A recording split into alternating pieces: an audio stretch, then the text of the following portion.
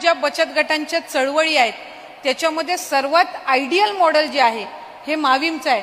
कारण कोणावरही अवलंबून न राहता माविम हे महिलांना कर्ज देतं आणि ज्याचा उल्लेख मगाशी सचिव महोदयांनी केला की 99.5% ही परत कर्जफेडीची जी माविमच्या बचत गटांची आणि महिलांची खऱ्या अर्थानं त्यांनी जे हे यश संपादित केलेलं आहे ही महिलांची चिकाटी आहे आणि ही अशाच पद्धतीनं पुढे होत राहावी। मधल्या कालावधीमध्ये नाईक साहेब मला आपल्याला आवर्जून सांगायचं आहे की आम्ही महिला व बालविकास विभाग म्हणून सार्वजनिक बांधकाम विभागाकडे एक प्रस्ताव ठेवला की सार्वजनिक बांधकाम विभागाकडनं ज्या ज्या रस्त्यांची कामं होतात त्याच्या प्रत्येक 25 ते 50 किलोमीटरला महिलांसाठी एक स्वतंत्र शौचालय असावं।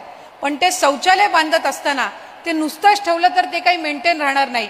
मग त्याच्यासाठी काही ना काही स्टॉल्स जर आपण उपलब्ध करून दिले तर ते माविमच्या माध्यमातून आम्ही चालवू, माविमच्या बचत गटांच्या महिलांना ते चालवायला देऊ आणि त्याच्यातनं ते रेस्टरूमचं आणि त्या वॉशरूमचं मेंटेनन्स सुद्धा करतील आणि अशा पद्धतीचे उपक्रम आम्ही हाती घेत असताना प्रशांत भाई उपस्थित, सन्मान्य सचिव अनुपजी, आयफॅडच्या या ठिकाणी उपस्थित असणाऱ्या मिश्रा मॅडम, लड्डा मॅडम, त्याचबरोबर या ठिकाणी उपस्थित असणाऱ्या नंदिनीताई, उपस्थित माविमची संपूर्ण टीम, महिला व बाल विकास विभागाचे सर्व सन्मान्य अधिकारी, उपस्थित सन्मान्य पत्रकार, जमलेल्या सर्वच माझ्या बंधू आणि भगिनींनो, मी आपल्या सर्वांचेच मनापासूनचे आभार मानते की आज माविमचा हा सुवर्ण महोत्सव आपण आयोजित करू शकलो।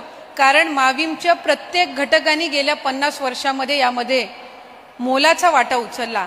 आज त्याच्यातले अनेक जण कदाचित आपल्यासोबत नसतील, पण खऱ्या अर्थानं सगळ्यांचेच कष्ट आणि माविमला प्रतिसाद देणारी प्रत्येक महिला ही आजच्या या सोहळ्याची तितकीच मानकरी आहे जितकी विभागाची प्रतिनिधी म्हणून मी आहे।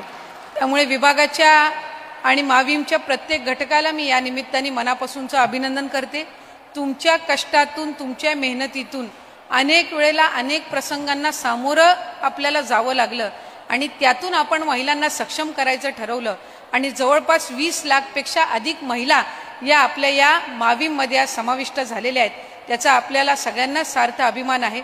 माविमला फक्त राज्य स्तरावर, राष्ट्रीय स्तरावर नाही तर इंटरनॅशनल सुद्धा एशियाच्या आपल्या एका पुरस्कारामध्ये सुद्धा सन्मानित करण्यात आलं आणि सगळ्या